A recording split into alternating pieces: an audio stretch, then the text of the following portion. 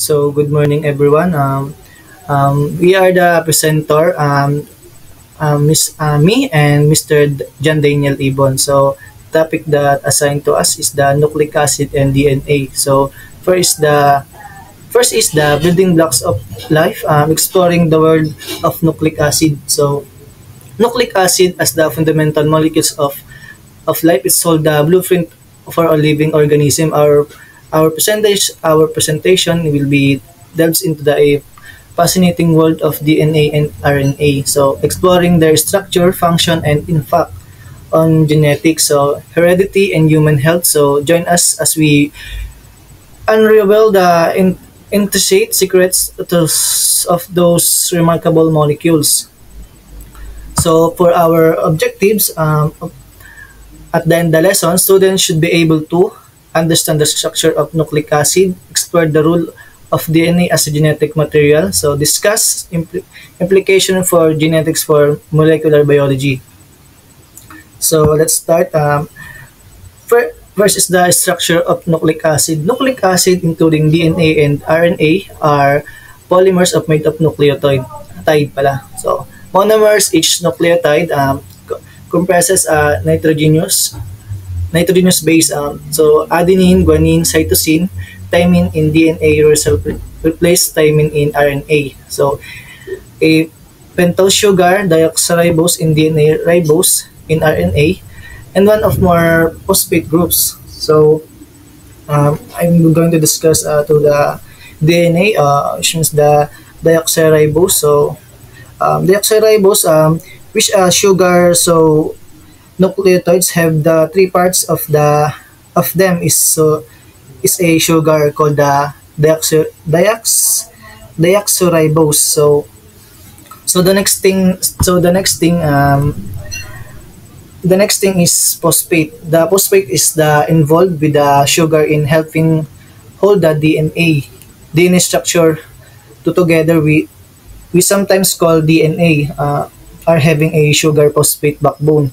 So, but the most important part of the nucleotide tide is the base, because the bases actually code for the traits. So as far as the base go, again, those are the important parts that control your traits.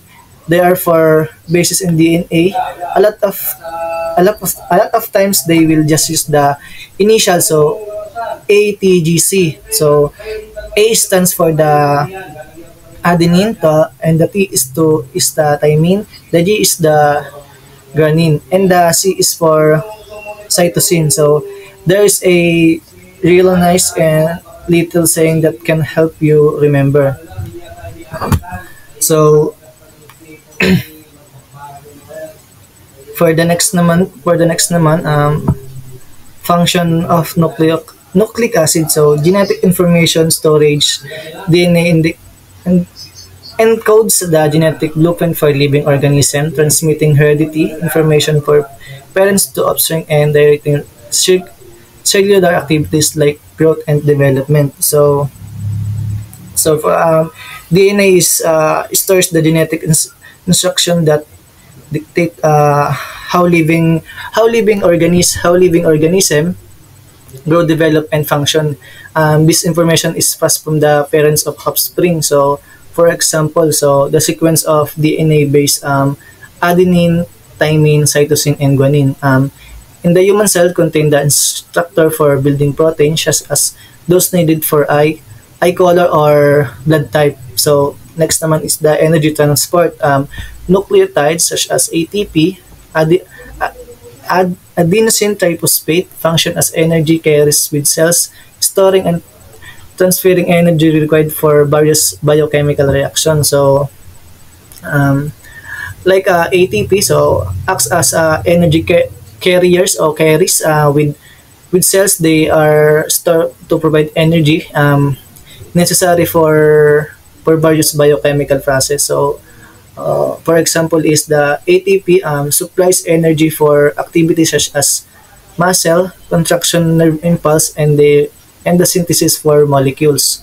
For the last is cell signaling. So certain nucleotides like CMT, cyclic adenosine monophosphate, acts as a signaling molecules that helps regulate circular responses to hormones and other stimuli. So, um, in this, nag-a-act as signaling molecules ang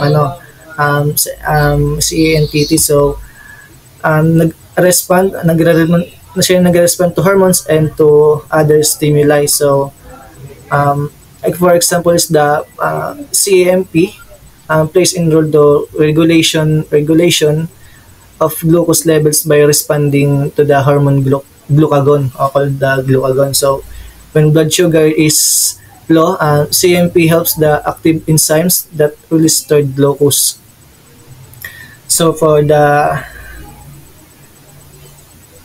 next naman, the importance of nucleic acid in life. So for the genetic information transfer, nucleic acid are the carriers of genetic information responsible for transmitting traits for parents to offspring. This process known as heredity is the foundation of evolution, enabling to the diversity and complexity of the life on Earth.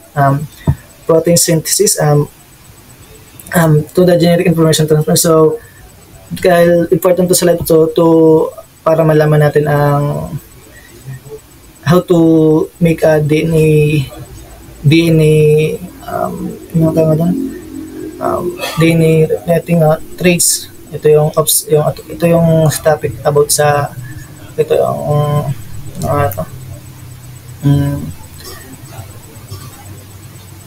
basta yun eh. So next, the protein synthesis. DNA acts a template for RNA synthesis, a process called transcription. RNA then translate the genetic codes into proteins, the workhorse of the cell. This initiates interplay of DNA and RNA. So, ito yun sa information transferring nucleic acids carries genetic information responsible for transmitting traits parents. So, ito naman yung hinahanap yung mga traits. So, ito yung mga sa isang topic namin sa genetics. Ito ata yung sa mga allele genes, dominant, recessive. Ito ata yan. Parents, is the foundation of evolution, enabling to diversity to complex.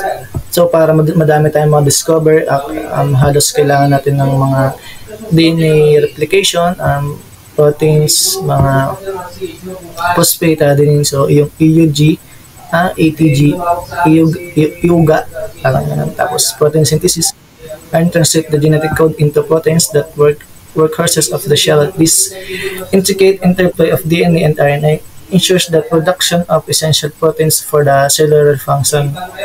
So for the next presenter, my group member, my partner, Daniel Ibon. So the next, the importance of nucleic acid in our life. So genetic information transfer. Nucleic acid are the carriers of genetic information responsible for transmitting traits for your parents to upstream. So this is process known as the heredity is the foundation of evolution, enabling the diversity of complexity on life on Earth. So for example, in this is yung eye color inheritance. So a child inherit brown eyes because a dominant gene passed down from the parent. This is the traits is encoded in DNA. So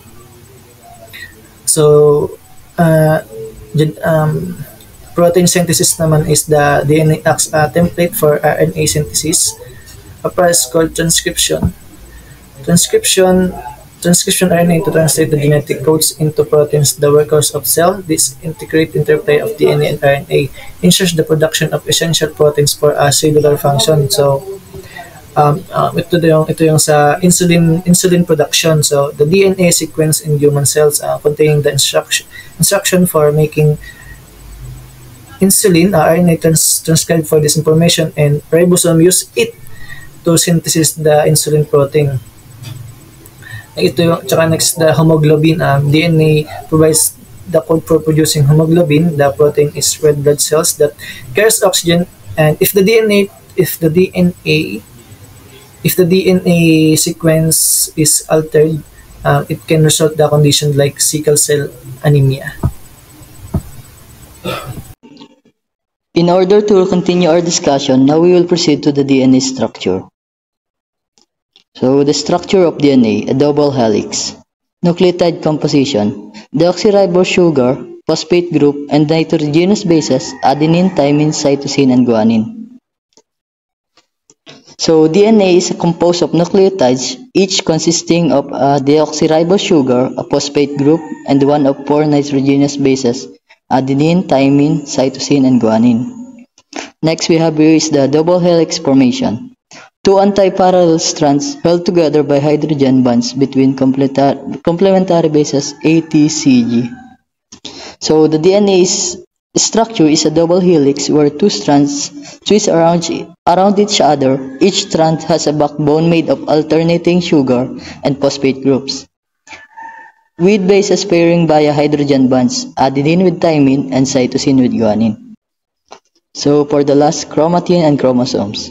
DNA is packaged into chromatin in eukaryotic cells, further condensed into chromosomes during cell division. So DNA wraps around proteins called histones to form chromatin, which condenses to create chromosomes during cell division. Chromosomes are structures that carry genetic information. Now we will proceed to the next slide. So for the function of DNA, genetic coding and expression. First we have here is the central dogma, DNA to RNA to protein.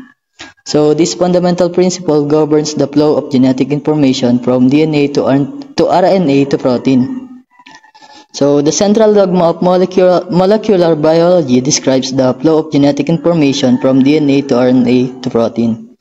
This process involves 2 main steps: transcription, where DNA is copied into messenger RNA, and translation, where mRNA is used to synthesize proteins at ribosomes. So for the next one, regulatory elements. The process of creating an identical copy of DNA using a semi-conservative mechanism, ensuring the accurate transmission of genetic information to daughter cells. So regulatory elements are sequences in DNA that control gene expression. They include promoters, which initiate transcription, and enhancers, which increase transcription rates. So these elements ensure that genes are expressed at the right time and in the right amount, influencing cellular functions and responses. So for the last, DNA replication. Control gene expression, determining which genes are activated and what levels, ensuring the proper function of cells and organisms. So DNA replication is the process by which DNA makes a copy of itself, ensuring genetic information is passed during cell division. This occurs through a semi-conservative mechanism where each new DNA molecule consists of 1 original strand and 1 newly synthesized strand, facilitated by enzymes like DNA polymerase. So now we will proceed to the DNA replication, a precise copying process. So this is the protein synthesis. Since it was discussed by Ma'am Nika in our genetics, so I know that all of us know the process of protein synthesis, so there will be no more further explanation. So first we have here is the unwinding or the unzipping. The DNA double helix unwinds with the help of the enzyme helicase separating the 2 strands. So the next process is the primer binding. A short RNA primer is attached to the template strand, providing a starting point for DNA synthesis. So the next one, elongation. DNA polymerase adds nucleotides in the primer, building a new strand complementary to the template strand. And for the last process, ligation. DNA ligase joins the newly synthesized fragments together, creating a continuous DNA strand. Now we will proceed to the next slide for the applications of DNA in sciences and technology. So first we have here is the forensic science. So DNA fingerprinting, a technique used to identify individuals based on unique DNA patterns, is crucial for criminal investigation, paternity testing, and identification of remains. So DNA analysis is crucial in forensic science, enabling the identification of criminal offenders and exoneration of the innocent.